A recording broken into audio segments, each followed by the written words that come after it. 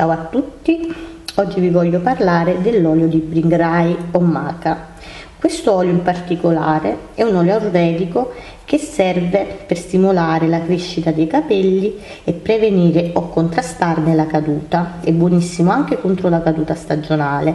Questo qua è un olio a base di erbe. Questo qua che ho io è un olio di sesamo e girasole dove sono state macerati, dove sono stati messi gli estratti del Bringrai, del Brahmi, di un olio essenziale di lavanda e altre 2 o 3 cose che poi andrò a mettere tutto l'inciso nel box. Quest'olio qui io l'ho preso nel Regno Unito sul sito che si chiama, vediamo se riusciamo a inquadrarlo, Reina Essence Inna. L'ho detto proprio male, comunque vi metterò anche il link del sito.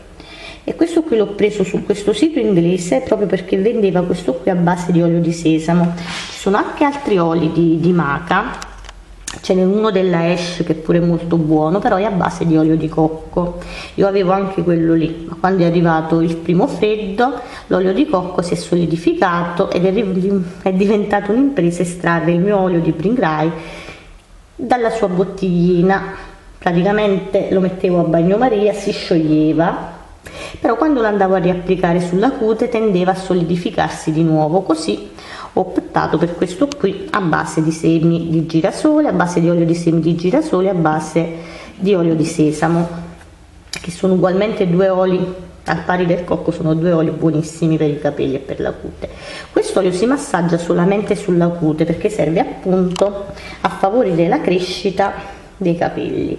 Si fa un bel massaggio, lo applicate sulla cute e fate un bel massaggio, poi lo lasciate in posa da un minimo di 2 ore a un massimo di tutta la notte. Anche io infatti lo applico la sera, lo tengo su tutta la notte e lo vado a risciacquare al mattino.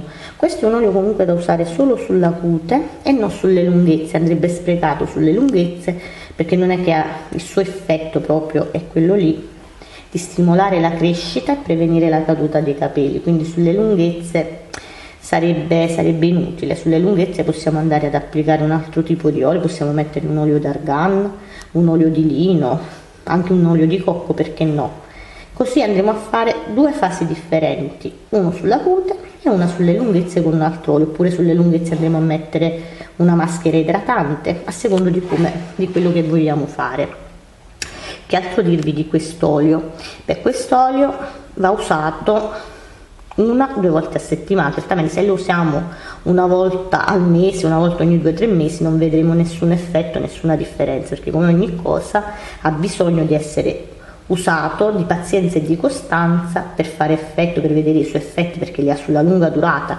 Io i primi effetti li ho cominciati a vedere dopo 2 o 3 mesi da quando ho iniziato il trattamento. Ho cominciato a vedere la crescita di capelli nuovi, ho cominciato a vedere i capelli che crescevano comunque quel mezzo centimetro, 1 centimetro in più al mese, quindi ho aumentato anche minimamente la crescita e soprattutto ho visto i suoi effetti contro la caduta stagionale. Mi sono caduti veramente pochissimi capelli, quindi i suoi effetti benefici li ha avuti. Ecco, lo usate 1 o 2 volte a settimana, quelle 3-4 volte al mese. Dopo 1, 2 mesi, 3 mesi, a seconda, logicamente i suoi effetti variano da persona a persona, comincerete a vedere i primi effetti benefici.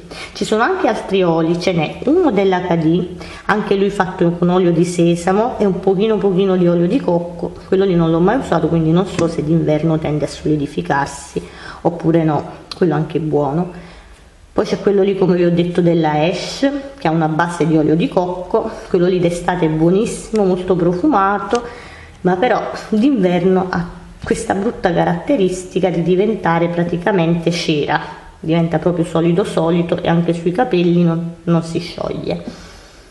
E ce ne sono anche altri. Quando andate a comprare comunque un olio di questi qua, fare sempre attenzione all'inci, che non deve contenere nient'altro che erbe, cioè deve contenere sempre al primo posto Maca o Bringrai, e poi possono venire Amla, possono venire il Brahmi, qualche olio essenziale, ma comunque ai primi posti dopo l'olio deve contenere Bringrai o Maca, che poi è la stessa cosa. Quello deve essere il primo ingrediente, perché essendo lui il primo ingrediente, è proprio un estratto, c'è più estratto e più forte, fa più effetto. Evitate quelli lì che contengono la paraffina, perciò guardate sempre i link, ci sono alcuni oli indiani che spacciano per olio di maca, per olio di bringrai naturale, poi invece c'è una base di paraffina e noi non vogliamo mettere la paraffina o il petrolio sui nostri capelli. Ecco qua, questo è tutto. Se usate quest'olio, se l'avete usato, fatemi sapere come vi siete trovati, che effetto avete avuto. Questo è tutto, come vi ho detto, ciao, alla prossima.